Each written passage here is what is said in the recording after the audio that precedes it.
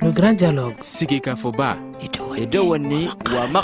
Le grand dialogue, l'émission de débat du studio Tamani sur votre radio. Chenibero. Halud Mauni. Cheniberi. Sigika Foba.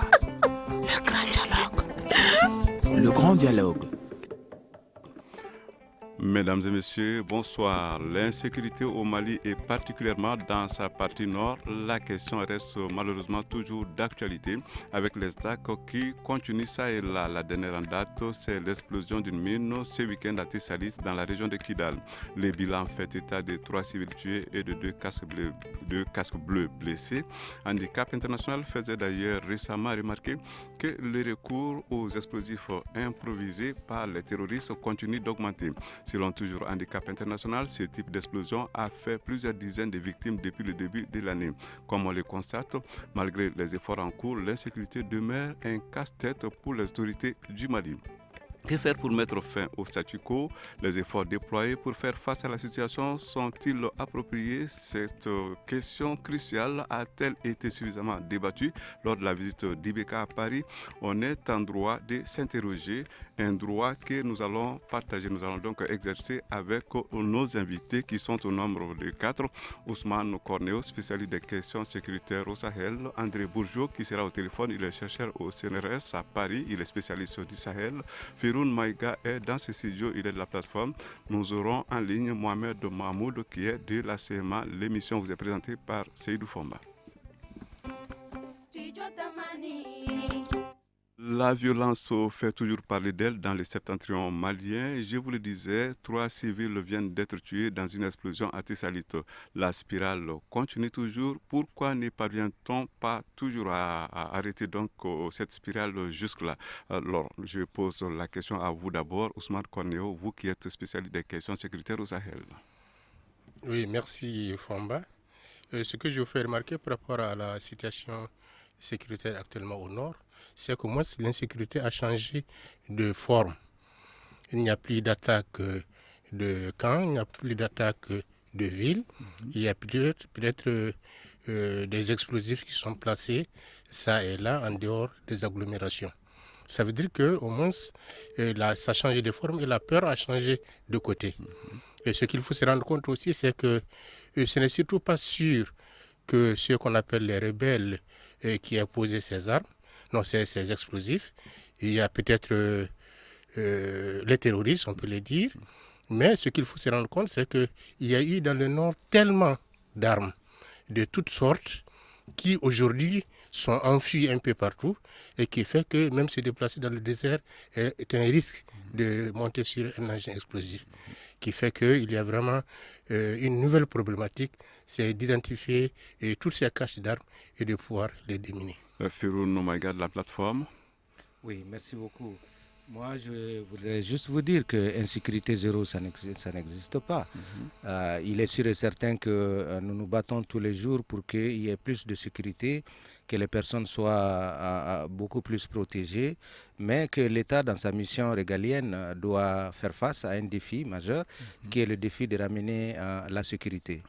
Il est très important de dire que nous sommes dans une phase où la plupart de ceux qui espéraient que le Mali n'allait pas retrouver son unité, les mouvements n'allaient pas se retrouver dans cette dynamique d'accord, les dessus et tous les autres là qui ne sont ni dans l'accord ni avec le Mali, qui ont un autre concept, vont réagir. Et ceci, c'est un impact fort.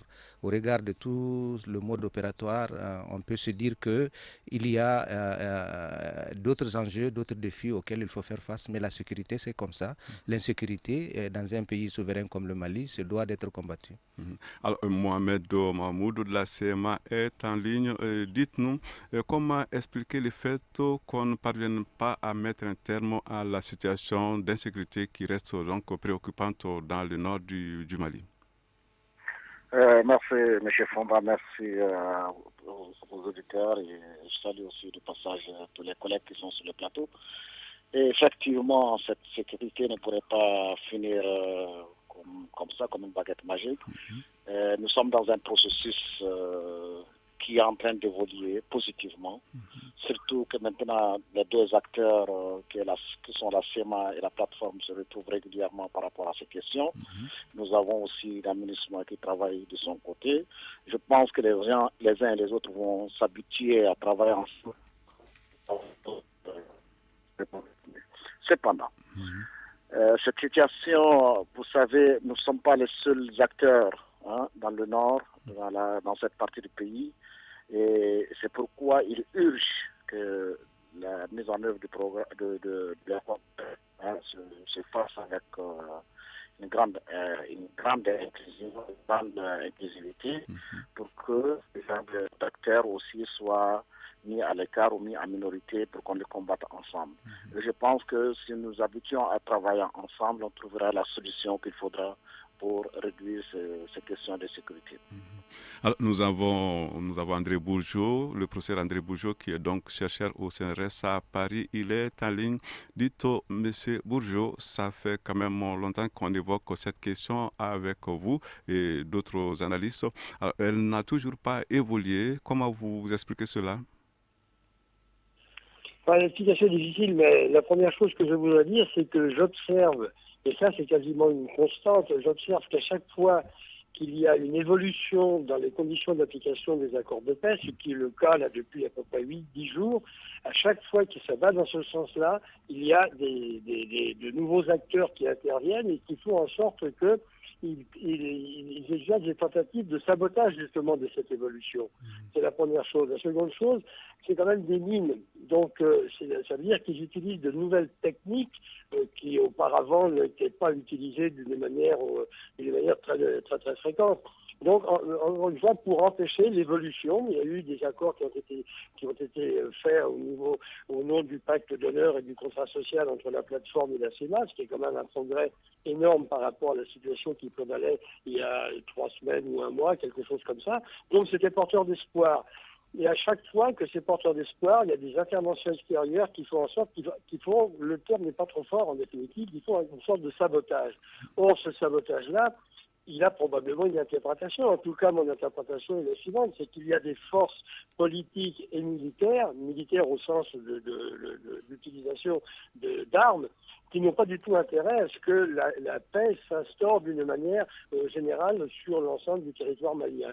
Ce sera un petit peu la première analyse que je formulerai dans cette situation. Ousmane Corneo, il y a récemment eu une opération militaire conjointe des Fama et de Barkhane dans le cercle de Gourmara-Rousse après les violences subies par cette localité. L'opération a été concluante puisque des éléments du groupe terroriste El Mansour ont été arrêtés. Ne faut-il pas multiplier ce genre d'opérations? Moi, je crois que la meilleure gestion, c'est la gestion préventive. Cette opération a été faite après coup, après que la base de Gourmara-Rousse a été attaquée et qu'on ait perdu 10 hommes. Et je crois que la meilleure gestion aurait été d'anticiper, de mettre en place des dispositifs qui empêchèrent de cas. Maintenant, s'il faut attendre que nos éléments soient tués pour qu'on court après les tueurs, moi je crois que c'est la charrue après le Firoun Maïga. Oui, moi je me dis, en fait ce phénomène est connu et nous avons sur l'ensemble du territoire malien aujourd'hui, que ce soit le sud et le nord, des groupes qui agissent au nom d'autres concepts qui n'ont rien à voir avec les accords que nous avons signés. Et ces gens-là, il faut faire face. De toutes les façons, le Mali, que ce soit avec Barkhane, avec la MINUSMA, sont en train de concocter quelque chose, mais nous savons réellement qu'il faut faire face à ce problème, y compris la situation qui se passe à Bamako. L'insécurité existe à Bamako. Cette forme qui s'est passée de djihadisme là-bas, on en crée. Peut-être que ça peut se faire ici à Bamako parce qu'il y a des courants. Je pense qu'aujourd'hui, les Maliens doivent comprendre que nous avons évolué et ce qui nous reste à contenir ou à dépasser, c'est de faire face au vrai problème du djihadisme. De tout cela qui utilisent ce courant, qui hier était sous couvert mouvement, aujourd'hui les mouvements sont sortis, ils se retrouvent, il faut que ça soit à nuit et qu'on trouve les moyens de pouvoir les contenir. Alors, Ousmane Corneo le disait, il faut agir en amont. Firoun Maïga le disait, il faut faire face aux vrais problèmes. Alors, je rappelle qu'il est de la plateforme. Alors, vous, Mohamed Mahmoud, est-ce que vous ne trouvez pas qu'il est quand même encourageant ce qui a été obtenu par cette opération conjointe au Fama Barkhane? Oui, tout à fait. C'est une opération réussie. Cependant, il faudrait qu'on se dise qu'il ne faut pas faire le tout sécuritaire au nord. Il y a des questions beaucoup plus globales qui se posent, que ce soit à Gourmararousse ou dans n'importe quelle autre localité de cette partie du pays. Et pour cela, je pense qu'il faudrait qu'on s'asseye, que les acteurs s'asseyent ensemble, qu'on essaye comme l'a dit Cornillon, d'anticiper un tout petit peu sur ce qui pourrait être des réponses qu'on pourrait apporter à des questions de risques par-ci par-là, en faisant à peu près une sorte de cartographie des grands risques, des petits risques, et ainsi de suite. Et ça, c'est une synergie de travail ensemble qu'il faudrait faire. Et répondre aussi concomitamment à un certain nombre de questions économiques, des questions de réinsertion, des questions d'emploi, des questions de développement économique. Donc je pense qu'il faut voir globalement la question au niveau de cette partie du pays. André Bourgeot, des éléments du groupe terroriste El Mansour arrêtés suite à une opération menée par les Fama et Barkhane. Qu'est-ce que cela vous dit? Bon, c'est un progrès incontestable, mais je crois que le problème de fond est le suivant. C'est le problème de la circulation des armes, et quelles que soient ces armes-là. À partir du moment où il y a des groupes identifiés ou pas identifiés qui peuvent se procurer des armes, ben, ça fait en sorte qu'effectivement, les conditions de contrôle sur la circulation des armes n'existant pas, n'importe quel groupe qui possède un peu d'argent peut se procurer des armes, et plus particulièrement dans ce cas, des mines. Les mines, on ne sait pas, en tout cas moi je ne sais pas quels sont les groupes ou quels sont les individus qui les ont posés, parce que dans le contexte du septentrion, c'est la porte ouverte à tout type d'activités, y compris des activités de type criminel. Et c'est la raison pour laquelle je disais tantôt que y a des groupes qui n'ont pas du tout intérêt au retour de la paix et qui font du sabotage. Donc le problème majeur, c'est est-ce qu'il y a possibilité de contrôler la circulation des armes et donc les conditions d'approvisionnement des armes? Tant que ce ne sera pas possible, eh ben ça, encore une fois, ça sera la porte ouverte à l'utilisation de ces armes. Alors, est-ce que les forces de sécurité, que ce soit Barkhane, MINUSMA, les différents groupes armés, etc., ont capacité à contrôler cette circulation des armes? Je n'en sais tout rien. J'observe un peu d'état de cause que les armes circulent librement. Donc, s'il n'y a pas possibilité d'enrayer d'une manière significative la circulation des armes, on sera toujours confronté à ce type de pratique. Alors, tant que les armes circulent, il est donc difficile de maîtriser la situation selon vous, disons André Bourgeot. Alors, Ousmane Cornéo, qu'est-ce que vous pensez de cela, la circulation des armes? Oui, mais au Mali, on ne parle même plus de circulation d'armes.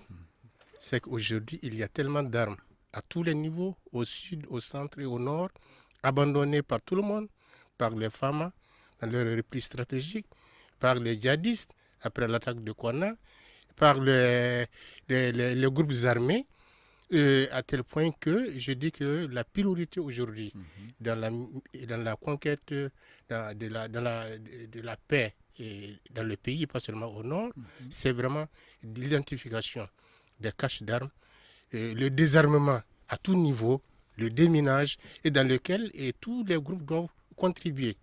C'est-à-dire que tout le monde sait où est-ce qu'il a abandonné ses armes et que tout le monde puisse coopérer à identifier là où les armes sont cachées et là où les mines sont enterrées et essayer de les déterrer, les déminer afin que l'espace soit désarmé. Je ne dis plus facile de désarmer les individus, mais c'est de désarmer l'espace. Parce qu'au Mali aujourd'hui, c'est tout l'espace qui est armé. Alors, il sera 18h30. Dans une trentaine de secondes, nous allons observer une pause. Vous écoutez Studio Tamani. Votre avis nous intéresse. Écrivez vos commentaires et suggestions sur la page Facebook et dialoguez avec nous. Studio Tamani, c'est aussi les réseaux sociaux. La situation sécuritaire au nord du Mali, c'est le thème du jour. Nous en parlons avec 4 invités. Ousmane Cornéo, spécialiste des questions sécuritaires au Sahel. André Bourgeot, chercheur au CNRS à Paris. Firoun Maïga, la plateforme ici présente dans ce studio. Mohamed Mahmoud de la CMA, lui, il est au téléphone. Alors, le cache d'armes, on en parlait tout de suite. Dites-nous, vous, Firoun Maïga, est-ce n'est-il pas urgent d'identifier, comme le disait Cornéo, les caches d'armes? Oui, moi je pense que c'est une question qu'il faut pouvoir traiter et pouvoir le mettre dans, comme l'a dit Mahmoud, il faut le mettre dans un débat global pour essayer de faire une analyse complète de la situation sécuritaire et de voir quels sont les besoins et quelles sont les capacités à mettre en œuvre, à renforcer pour qu'aujourd'hui on se retrouve dans une dynamique commune. En fait, la question des armes et la circulation des armes est un fait, c'est un constat. Et aujourd'hui, quelles que soient les politiques qu'on va développer, si un certain nombre de préalables ne sont pas réunis, je ne pense pas qu'on puisse avoir accès. D'abord, on vient de signer un accord, on est vers la mise en œuvre de cet accord. Ça, c'est un grand pas. Le cantonnement va être bientôt, si les conditions sont réunies, les conditions d'accompagnement sont faites. Je pense que si réellement la volonté politique de l'État malien, l'engagement des mouvements, concernés par rapport à l'accompagnement de la communauté internationale, à un moment donné, le Mali se retrouverait dans une position stratégique acceptable pour dire on fait face cette fois-ci peut-être qu'au problème de prolifération des armes légères. Maintenant, comment est-ce qu'il faut serrer les actions? Comment il faut au niveau communautaire procéder à un désarmement? Comment il faut désarmer les vigiles, les bandits, tous ceux qui sont en train de le faire? Quelle stratégie il faut mettre? Je pense que c'est une réflexion globale. Mais d'une baguette magique aujourd'hui, dire que parce que les mouvements ont signé l'accord, l'État malien, l'armée malienne avec Barkhane sont à mesure, je pense que les armes circulent, mais on ne les voit pas. On les voit au moment où ils causent des dégâts. Et je pense que cette anticipation, une anticipation, comme je peux le dire, va nous permettre peut-être d'identifier, de sérier et en ce moment faire des opérations de pointe qui peuvent peut-être nous permettre... Mais c'est une action globale.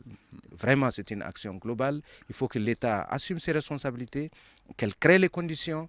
Il faut une volonté politique de l'État. Parce que ce n'est pas les populations. Tout le monde veut que ces armes quittent la circulation. Mais il faut que l'État prennent la responsabilité avec les autres partenaires concernés et surtout aujourd'hui dans le cadre de cette mise en œuvre pour aboutir. C'est faisable, c'est possible et les Maliens sont capables de le faire. Alors, des armes qui circulent donc librement au nord du pays, c'est un problème, Mohamed Mahmoud. Ne faut-il pas trouver un moyen quand même de pouvoir contrôler cette situation? Bon, la prolifération des armes n'est pas un phénomène nouveau dans le nord du Mali. C'est quelque chose que moi je dirais même qui est devenu récurrent et qui s'amplifie, qui s'est amplifié ces dernières années. Mais toutefois, ces prises d'armes, ces circulations d'armes, ces usages d'armes sont venus à la suite d'un certain nombre de problèmes que vivent les populations, que revendiquent une partie de la population, soit à travers les mouvements des rebelles ou soit à travers les mouvements djihadistes. Et je pense qu'aujourd'hui, on a un ensemble d'acteurs qui peuvent se mettre ensemble pour trouver une réponse à cela. Et il va falloir mettre ces acteurs en place, créer une dynamique, créer une synergie pour discuter, de voir comment est-ce qu'on peut trouver une réponse, comme l'a dit Chouroun, globale à ce problème, en répondant à des problèmes concrets, à des situations concrètes au niveau du Nord, pour voir comment est-ce qu'on peut diminuer et trouver même une stratégie de débarrasser le Nord de ces armes. C'est une tâche difficile, mais ça demande d'abord un engagement de tous les acteurs, de toutes les parties. Et en premier lieu, le Mali et les organisations qui sont venues aider ce pays par rapport à la reconquête du territoire, à la sécurisation du territoire. Il va falloir travailler vraiment en parfaite harmonie, et en parfaite harmonie aussi avec les mouvements. Mais cela se fait vraiment dans un cadre de confiance, dans un cadre de grande complicité entre tous les acteurs. Et ça demande un processus et une pédagogie soutenue, et une pédagogie aussi soutenue politiquement par le gouvernement et par toutes les bonnes volontés. Alors, nous allons maintenant aller à Paris rejoindre André Bourgeot. Alors, dites-nous, Monsieur Bourgeot, la sécurisation du Nord passe certainement, forcément, par la maîtrise de la circulation des armes. Oui, pas uniquement, mais l'approche globale, bien évidemment. Mais il ne faut pas minimiser le fait qu'il y a quasiment des interactions de type organique entre la circulation des armes et la circulation de la drogue. C'est une des raisons pour lesquelles je pense que l'enjeu majeur pour la restauration de la paix et le retour à une situation normale doit privilégier justement ce problème de la drogue. Et puis, lamine, j'arrive pas à trouver le terme, qui existe quand même dans le septentrion malien depuis au moins 7 ou 8 ans. Encore une fois, j'insiste sur le fait que généralement, quand il y a circulation des armes, c'est en interaction aussi avec la drogue. Et donc ça implique une politique globale, mais cette politique globale, elle va quand même s'exercer aussi sur des secteurs et avec des acteurs particuliers. Donc tant que ce problème ne sera pas résolu, celui de la drogue et de la circulation des armes, toutes les bonnes volontés du monde, y compris dans les déclarations d'intention, seront neutralisées justement par tous ces trafiquants et par tous ces trafics. Alors est-ce que l'État malien actuellement a capacité et à engager une volonté politique, mais faudrait-il encore qu'elle s'exprime d'une manière claire sur les conditions de circulation des armes en interaction avec la drogue. Je suppose que ces réseaux sont connus, que les acteurs, c'est-à-dire ceux qui acheminent la drogue et qui sont aussi dans le trafic d'armes, sont parfaitement identifiables par les autorités, mais aussi par certains éléments du mouvement. Les mouvements, ils se sont procurés des armes, donc ils savent très bien aussi comment eux-mêmes se sont procurés des armes. Et donc il y a des relations, je ne dis pas qu'actuellement il y a des relations de complicité, mais il y a possibilité de s'appuyer justement sur ceux qui se sont procurés des armes par le trafic des armes pour essayer d'engager une lutte, prioritaire contre le trafic d'armes et le trafic de drogue. Chaque fois que les terroristes frappent, chacun insiste sur la nécessité de mettre en œuvre l'accord de paix. Apparemment, cette mise en œuvre prendra son temps, le processus s'avérant quand même compliqué et complexe. En attendant, ce sont quand même des localités entières qui sont exposées. Est-ce que la communauté internationale a conscience de la gravité de cette situation, André Cornéo? Oui, je crois qu'il ne s'agit pas de la communauté internationale seulement. Tout le monde a aux yeux conscience que plus ça dure, plus ça se complique. Parce que aujourd'hui, la plateforme et la CMA qu'on voit, ce sont les dirigeants qu'on voit, les responsables politiques et militaires. Mais les populations qui sont au nord, ces populations-là croupissent dans la misère. Tout à fait. Et qui sont beaucoup plus pressées, dans la mesure où ils ne dorment pas dans des hôtels. Et la plupart du temps, moi j'analyse parfois certaines attaques qui sont faites, par exemple les coupeurs de route ou bien ceux qui viennent dans des magasins, dévaliser ces magasins-là. Mais pour moi, c'est des problèmes de survie. C'est des gens qui meurent de faim, des gens qui meurent de soif. Ce ne sont pas des gens qui dorment dans les hôtels. Donc plus ça dure, plus ces gens continuent à souffrir. Et plus ces gens, ils vont s'adonner à des actes, qu'on va dire des actes de terrorisme. Moi, j'ai dit des actes de banditisme, mais ce sont des actes de survie. Vous voulez dire qu'il y en a un peu de tout là-dedans? Non, il y a un peu de tout là-dedans. Et quand je vois des coupeurs de route qui viennent, qui arrêtent des véhicules, qui prennent les marchandises, et qui ne font rien aux occupants, bon, peut-être qu'on peut dire que c'est du terrorisme. Moi, je crois que ça, c'est la lutte pour la survie. C'est des gens pour lesquels, depuis 2012, et qu'il y a les événements, il n'y a pas à manger, il n'y a pas à boire, il n'y a pas d'électricité. Donc, il faut se poser la question, comment ils vivent et de quoi ils vivent. Et qui fait que plus la situation dure, et quand on voit derrière l'accord, on voit qu'il y a 70 jours après, 30 jours après, mais qui ne sont pas encore respectés.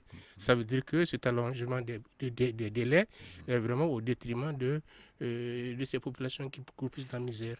Après Ousmane Cornéo, nous donnons la parole à Firoun Maïga de la plateforme. Oui, merci beaucoup. Moi, je me dis que c'est vrai qu'on a des préoccupations. On veut résoudre un problème. Mais écoutez, piquer un véhicule à Bamako, que ce soit ici à Medinakoura où nous sommes, ou bien que ce soit la nuit au Grand Marché, ou bien faire un pickpocket, ou bien arrêter un véhicule sur Gundam, Tombouctou, ailleurs, mais ça revient à la même chose. L'acte, c'est le même. C'est des coupeurs de route, c'est des bandits, ça existe. Je me dis aujourd'hui, les partenaires qui sont venus nous aider, ils sont venus assister le Mali, l'accompagner. Il est de la responsabilité du gouvernement du Mali d'afficher une politique claire en matière de sécurisation, en partenariat avec ces autres frères avec lesquels ils ont signé. Et je parle des autres acteurs de la plateforme, de la CEMA, dans le cadre de l'accord. Donc, je suis certain que les responsabilités à tout niveau seront situées réellement dans la mise en œuvre des problèmes réels sont posés et des solutions sont recherchées. Donc la question de lutter, de diminuer, parce que bon, on cherche à diminuer. Aujourd'hui, nous sommes partis de loin. Et on revient à une presque normale. Vous venez de dire qu'il n'y a plus d'attaques avec les mouvements, ni l'État, ni les autres. Mais aujourd'hui, les attaques et les coupeurs de route, c'est par rapport à d'autres systèmes qui ne sont pas à la charge des mouvements. Hier, on allait dire que c'est l'ACMA, on allait dire que c'est aujourd'hui. Je suis heureux qu'on sache que ce n'est pas eux, mais on indique d'autres. Ça veut dire qu'il y a une amélioration. Mais le problème, c'est qu'on se retrouve dans la mise en œuvre de l'accord. C'est vrai que Cornion a parlé d'un calendrier. Si le calendrier venait à prendre du temps, s'il y a une lenteur, mais il faut aussi poser la question, que fait le gouvernement du Mali pour qu'il y ait une accélération dans le processus? Elle a sa responsabilité engagée. Et ce n'est pas les autres partis qui diront non, parce que nous sommes aussi pressés que les populations puissent vaguer à leur enfer et que le développement tel qu'on le souhaite puisse venir. Donc je ne pense pas que le problème soit perçu comme si le calendrier qui n'est pas observé, tout ceci peut être un problème qui peut impacter sur... Non, il faut qu'il y ait une volonté de part et d'autre. Et je sais que la volonté existe d'une partie, il faut qu'elle existe de l'autre côté. Et nous avons un droit, vous savez, quand on parle du gouvernement, parce que nous parlons du gouvernement malien, nous sommes tous. Donc en tant que citoyens, nous sommes obligés de lui demander de prendre ses responsabilités dans la décision, dans la mise en œuvre de cet accord dont il est responsable. Il est le premier d'ailleurs responsable, celui qui doit le mettre en œuvre. Donc en ce moment, je pense que si on n'arrive pas à pas, on va réussir par élimination. Alors, face à la situation d'insécurité dans certaines localités du pays, les autorités maliennes doivent prendre leurs responsabilités, toutes les parties impliquées doivent prendre leurs responsabilités, mais il y a la communauté internationale aussi. Mohamed Mohamedou, ne pensez-vous pas qu'elle aussi doit prendre ses responsabilités, la communauté internationale? Non, moi j'ai toujours dit que effectivement dans le Nord, il n'est pas aisé. Les gens croupissent comme dit quelqu'un dans la précarité. Et ce n'est pas agréable pour tout un chacun d'utiliser une arme pour essayer de se nourrir. Et je pense, au-delà des responsabilités, au-delà de la situation vraiment précaire du Nord, la communauté internationale a fait beaucoup d'efforts en aidant, en facilitant le processus de négociation, de dialogue jusqu'à arriver à l'accord. Je pense qu'aussi, ils facilitent toujours, ils accompagnent dans la mise en œuvre. Il serait bon que les acteurs se mettent ensemble, qu'ils travaillent. Et moi, je trouve qu'il y a beaucoup de choses qui ont été faites, même si depuis le 20, il y a eu une signature, il n'y a pas grand-chose au niveau du terrain par rapport aux réponses, surtout dans le cadre de l'humanitaire, de l'ouverture des écoles, de la santé, de l'éducation. Je pense qu'il y a beaucoup de choses à faire dans ce niveau. Et là, le gouvernement, avec un plan bien élaboré, bien réfléchi, et avec ses partenaires techniques et financiers, devrait trouver des réponses immédiates à un certain nombre de demandes sociales au niveau des régions du Nord pour que les gens commencent d'abord à croire à cet accord, à avoir de la confiance et peut-être mobiliser des jeunes qui vont rentrer dans la dynamique au lieu de chercher à être des coupeurs de tête ou être recrutés par d'autres réseaux, soit de l'économie criminelle ou l'économie des djihadistes. Alors, nous allons à Paris encore retrouver André Bourgeot. Dites-nous, Monsieur Bourgeot, on sait bien effectivement que la responsabilité par rapport à la situation d'insécurité qui prévaut incombe aux autorités maliennes en premier lieu. Mais dites-nous, est-ce que vous pensez que la communauté internationale fait de son mieux pour faire face à cette situation? Oui, bon, la communauté internationale, si vous faites référence à la MINUSMA a été critiquée dans le passé. Elle a publié aussi un rapport qui a eu tendance à réhabiliter beaucoup de choses. Bon, la communauté internationale, elle est là, donc elle fait son travail, il faut s'appuyer dessus. Mais ce que je voudrais dire, c'est que une des faiblesses des accords de paix, dits accords d'Alger, c'est que, de ce que j'ai lu, ils n'ont pas pris en considération le contexte global. Le grand dialogue. Le grand dialogue, l'émission de débat du studio Tamani sur votre radio. Halud Mauni.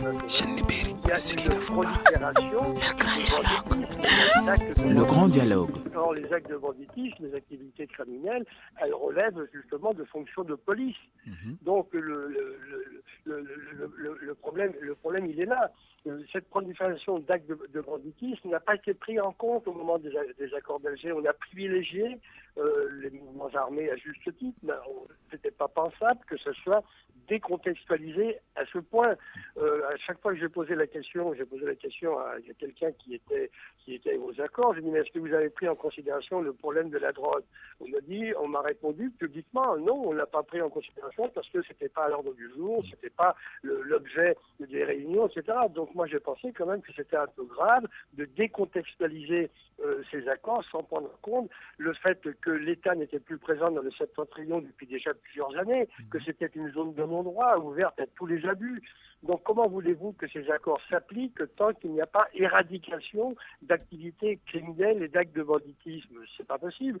D'autant que, à chaque fois, encore une fois, qu'il y a évolution dans les conditions d'application de l'accord, et c'est le cas actuellement, immédiatement après, on a soit une recrudescence des actes commis par les groupes armés narco-djihadistes, soit par le banditisme qui est loin d'être un banditisme résiduel. Alors dans ce contexte-là, tout se combine. C'est la raison pour laquelle c'est extrêmement difficile. Comment identifier qui fait quoi et quoi fait qui avec qui? Il y a des règlements de compte, il y a tout un tas, il y a des groupes et des individus qui profitent justement de cette situation qui est insécure. Donc tant qu'on n'aura pas capacité militaire, policière et politique d'appréhender tous ces problèmes-là d'une manière globale, je crains fort que le contenu des accords de paix soit difficile à appliquer. La suite de ce débat dans un instant. Une réaction, Un avis, Un commentaire. Réagissez sur la page Facebook de Studio Tamani et restez connectés avec nous. Studio Tamani sur les réseaux sociaux pour vous faire entendre. André Bourgeot était tout à l'heure en ligne. Vous êtes en studio ici, Ousmane Cornéo, vous l'avez entendu. Alors, il semble quand même que certaines choses n'ont pas été prises en compte par rapport à l'accord et lui, il expliquerait certains dérapages par ce fait. Est-ce que vous partagez cette opinion? Oui. Oui, mais ce que je voulais dire à M. Bourgeot, c'est qu'en fait que la situation du trafic de drogue au nord est peut-être même à la base de la situation que nous vivons actuellement. Avant 2012, moi j'avais réalisé une étude sur la circulation, la prolifération des armes au Mali. Et le constat qui est ressorti de cette étude, c'est que la plupart des armes qui circulaient au Mali convergeaient et allaient s'accumuler au nord. Et quand on a prolongé les enquêtes, on s'est rendu compte que ces armes servaient à sécuriser une activité criminelle qui était l'activité de drogue. Bien. Quand il y a eu cette crise dont je parle aujourd'hui, qui a causé aujourd'hui pour les populations qui n'ont pas voulu se déplacer, une situation de vie précaire, mais il faut se poser la question, comment ces gens ils vivent? Et ceux qui ont refusé de partir, comment ils vivent? Ils sont obligés de faire quelque chose pour vivre. Et je crois que la mise en œuvre de cet accord doit permettre, à mon humble avis, d'abord de cantonner ceux qui souhaiteraient être cantonnés, de faire des propositions de réinsertion à des jeunes qui sont entraînés par cette activité criminelle de drogue. Et je crois que tout ceci pourra nous amener à, en ce temps, faire face à cette activité. On ne peut pas commencer par faire face sans proposer une certaine alternative aux jeunes qui vivent et qui sont obligés de vivre de quelque chose. Donc pour moi, dans la démarche, on doit d'abord proposer une alternative d'activité économique dans la région qui puisse résorber cette misère et qui puisse détourner les jeunes. Et en ce temps, ensemble, toutes les parties pourront essayer de coordonner les actions contre cette activité de circulation des armes et puis de la drogue. Sinon, on ne peut pas commencer par lutter contre la drogue et sans proposer une alternative à ces jeunes-là. Firoun Maïga de la plateforme. Oui, je peux dire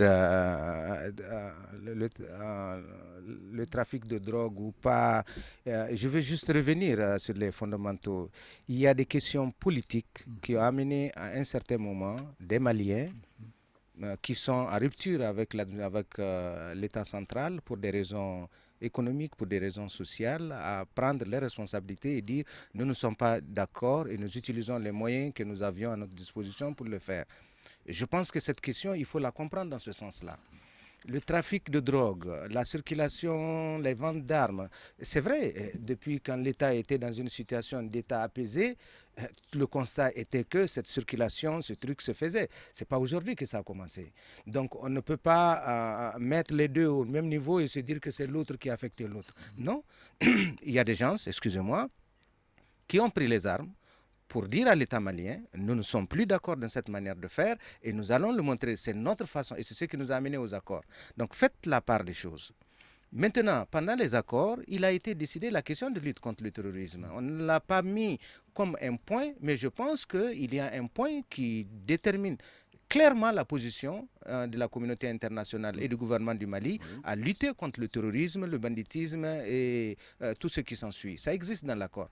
Donc, le principe de lutter contre le terrorisme, le principe de lutter contre la circulation des armes et consorts, elle est de fait, c'est dans l'accord. Et tous les acteurs se sont engagés là-dessus.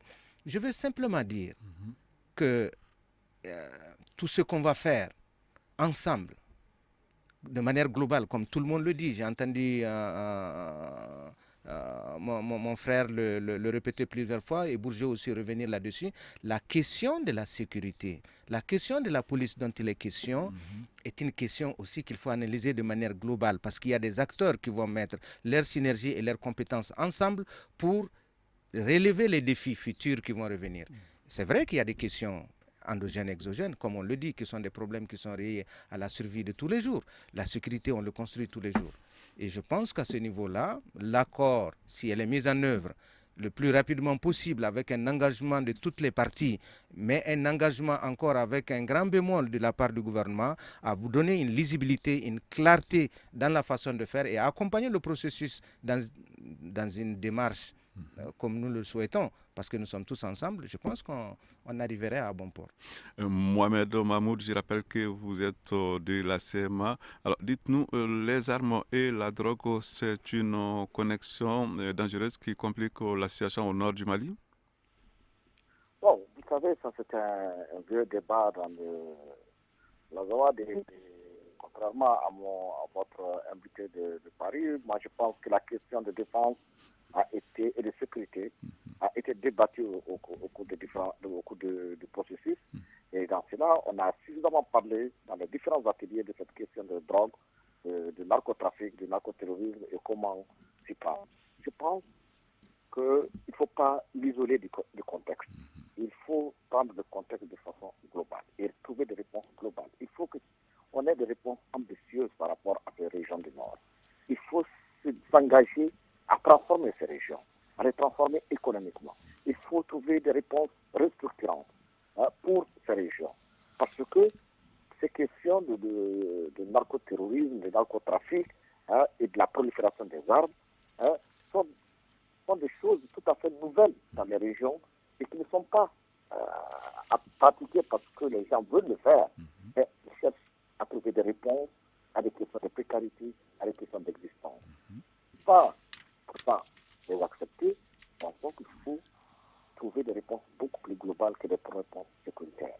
Et pour cela, ce programme, ce rapport, cet accord de paix a dans son contenu un certain nombre d'actions, des plans de développement, des plans institutionnels et des plans politiques. Il faudrait s'y mettre, il faudrait les appliquer, il faudrait trouver les moyens nécessaires pour le faire rapidement, pour que les acteurs aient confiance.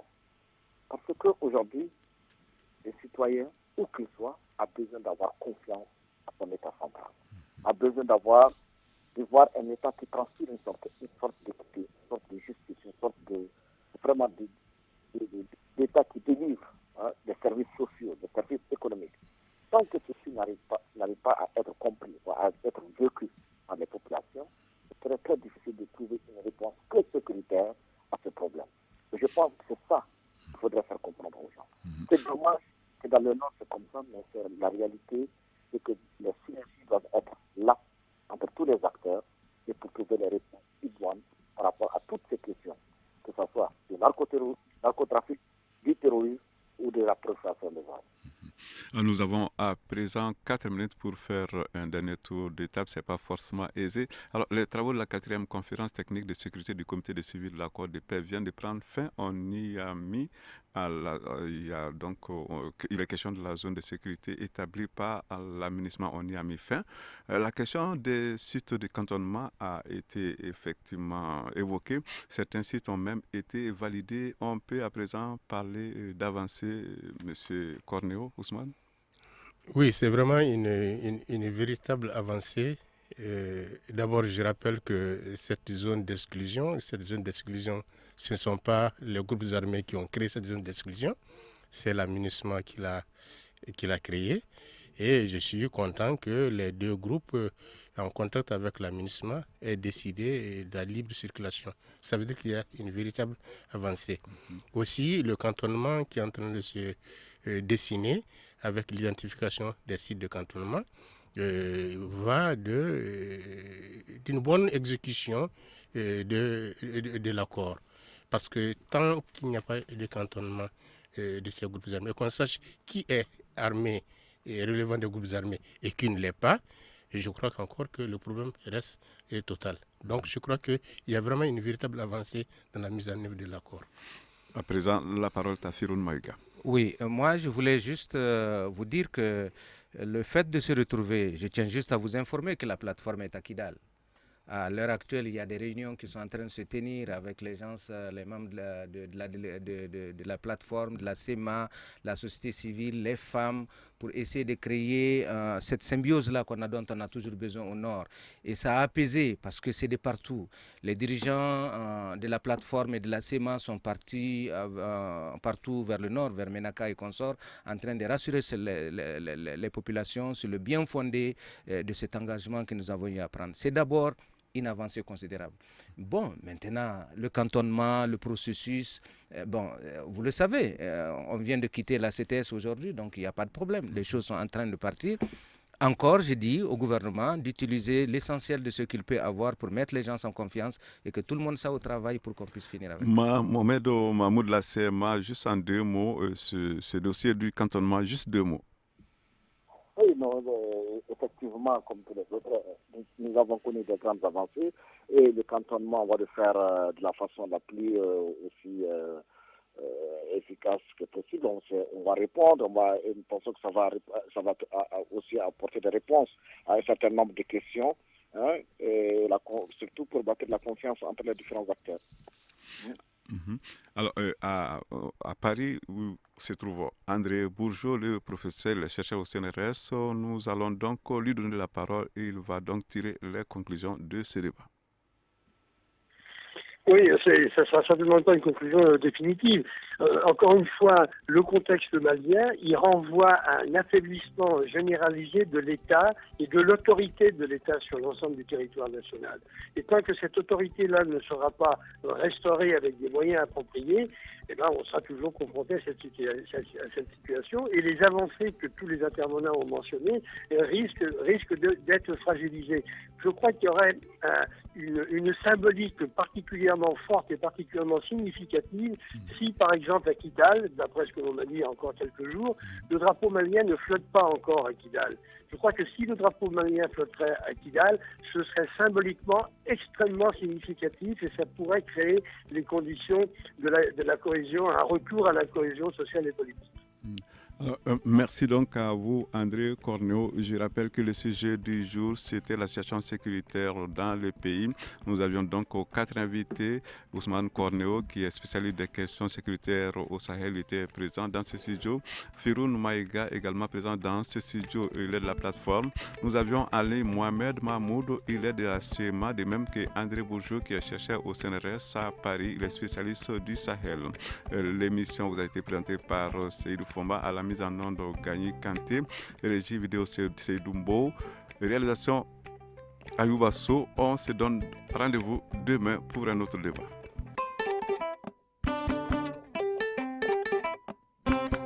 Le grand dialogue. Le grand dialogue, l'émission de débat du studio Tamani sur votre radio.